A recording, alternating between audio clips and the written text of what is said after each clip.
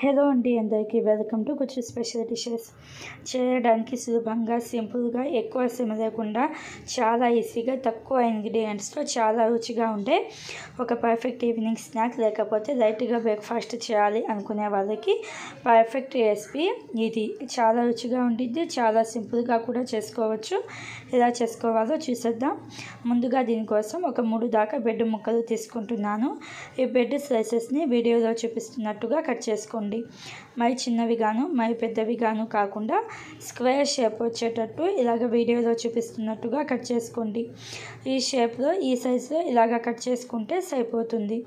ఇప్పుడు stove on చేసుకొని కడాయి పెట్టుకొని 1 క్యూబ్ దాకా బటర్ వేసుకోండి. బటర్ కరిగిన తర్వాత మంట మీడియం ఫ్లేమ్లో పెట్టేసి ఈ బెడ్ ముక్కలు వేసుకొని మధ్యలో కలుపుకుంటూ బెడ్ని దోరగా వేయించుకోండి. గోల్డెన్ కలర్ వచ్చేదాకా ఫ్రై చేసుకోవాలి. మంటని మీడియం టు లో ఫ్లేమ్లోనే పెట్టేసి బెడ్ ముక్కలను కాల్చుకోండి. ఇలాగ బెడ్ అనేది గోల్డెన్ కలర్ వచ్చిన తర్వాత ఈ బెడ్ ముక్కలను ఒక ప్లేట్లోకి తీసుకొని పక్కన పెట్టండి. అదే కడాయిలోకి 1/2 కప్పు దాకా బటర్, అలాగే 1 టీ స్పూన్ దాకా నెయ్యి వేసుకుంటున్నాను. మీరు కావాలంటే మొత్తం బటర్తో, లేకపోతే మొత్తం నెయ్యితో కూడా చేసుకోవచ్చు.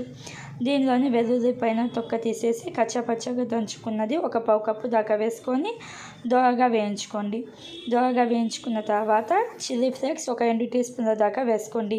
చిల్లీ ఫ్లేక్స్ లేకపోతే ఎండు మిరపకాయలను మిక్సీ జార్లోకి వేసుకోవచ్చు. అలాగే మ్యాంగో పౌడర్ కూడా 1 టీ స్పూన్ దాకా వేసుకొని ఒకసారి బాగా కలుపుకున్న తర్వాత నెయ్యిలో వేయించుకున్న బెడ్ ముక్కలు వేసుకోండి. నెయ్యిలో కాల్చడం వలన ఈ బెడ్ అనేది చాలా రుచిగా ఉండిద్ది. ఇలాగా బెడ్ని 1 నిమిషం పాటు ఫ్రై చేసుకున్న తర్వాత మొజరెల్లా చీజ్, లేకపోతే చీజ్ క్యూబ్స్ 1 2 తీసుకొని ఇలాగ తురుముకోండి. ఇలాగ తురుముకున్న తర్వాత లైట్గా ఇలాగ కలుపుకొని పైన మూత పెట్టేసి లో ఫ్లేమ్లో ఒక 30 సెకండ్స్ లేకపోతే 1 నిమిషం పాటు కుక్ చేసుకోవాలి. 1 నిమిషం తర్వాత మంట ఆఫ్ చేసుకొని సర్వ్ చేసుకోవాలి. అంతే అండి, చాలా సులభంగా, తక్కువ ఇంగ్రీడియంట్స్తో, చాలా సింపుల్ ప్రాసెస్తో ఒక ఎమ్మీ ఈవినింగ్ స్నాక్ అయితే రెడీ అయిపోయింది. చాలా లైట్గా ఉండిద్ది, చాలా టేస్టీగా ఉండిద్ది. తప్పకుండా ట్రై చేసి ఎలా అనిపించిందో చెప్పండి. Thank you.